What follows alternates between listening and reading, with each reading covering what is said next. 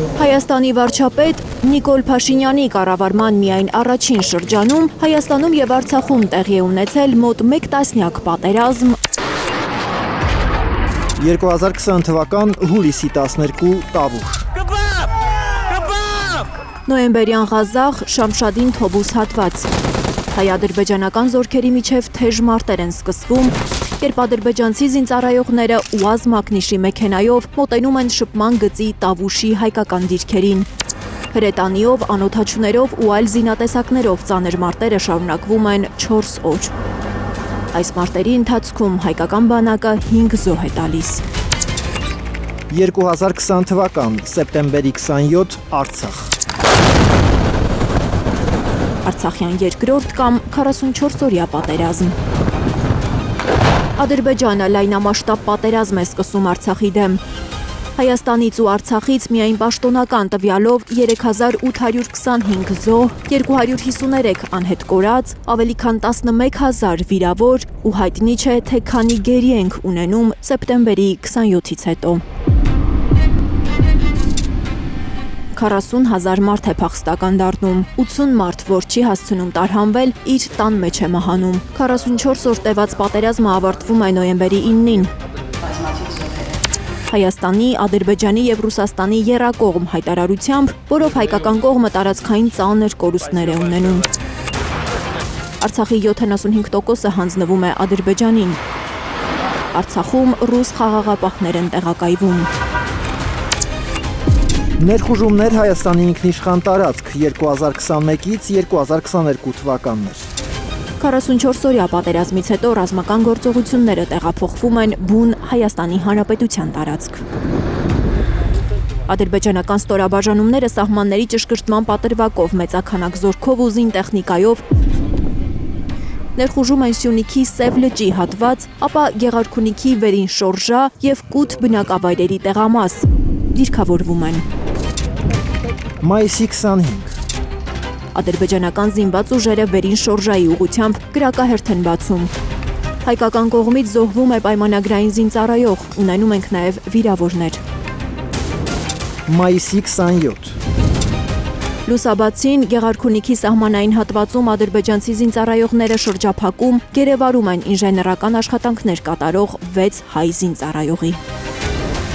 Ադրբեջանական կողմը հաստատվում է հայկական մի շարք ռազմավարական բարձունքներում, ուղիղ նշանառության տակ պահելով մոտակա հայկական գյուղերը։ Կութը, Նորաբակը, Վերին Շորժան, Վարդենիս Մարտակերտ ճանապարհի որոշ հատվածներ։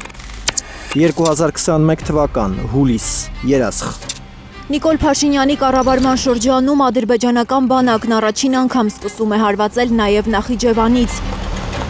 Զինծառայողներ Սամվել Ալավերդյանը, Վահան Թաթոսյանը, Գեղամ Սահակյանը, Հրաչ Մանասարյանը, Արշակ Սարգսյանը, նրանք զոհվում են Երասխում ադրբեջանցի զինծառայողների հետ փոխհրաձգությունների ընթացքում, Երևանից ընդամենը 80 կիլոմետր հարավ։ 2021 թվական նոյեմբերի 16 Սյունիք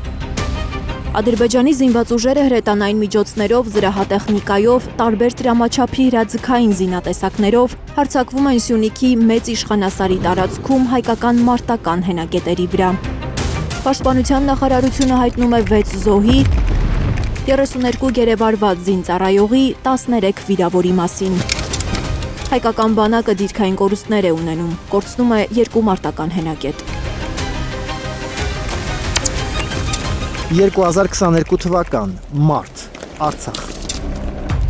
2022 թվականի մարտին Արցախի Քարագլուխ բարձունքի Փարուխ գյուղի վրա ադրբեջանական հարձակման հետևանքով Արցախի պաշտպանության բանակը կորցնում է 3 պայմանագրային զինծառայող,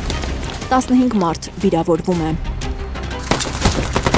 2022 թվական սեպտեմբերյան մարտեր Ադրբեջանը լայնամասշտաբ ռազմական գործողություններ է սկսում Գորիսի, Կապանի, Սոտքի, Ջերմուկի, Արտանիշի եւ Իշխանասարի ուղղությամբ։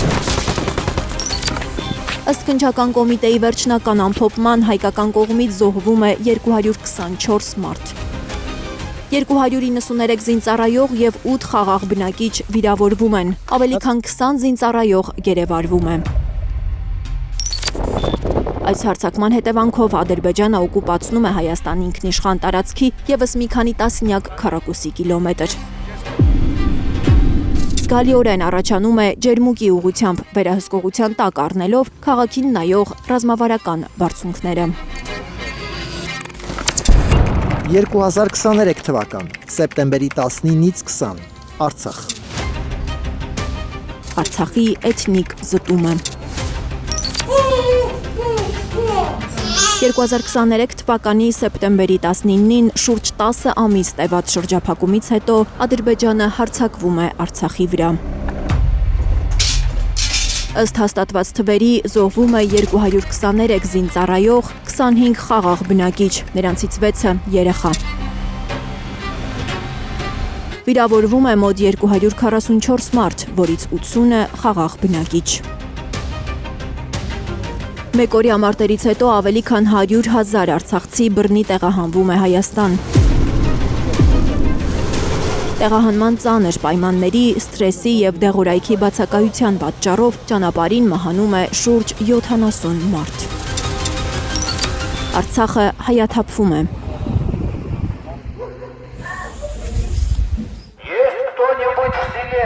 Լիլիթ Գասպարյան, Անի Ղանդիլյան, Հայլուր։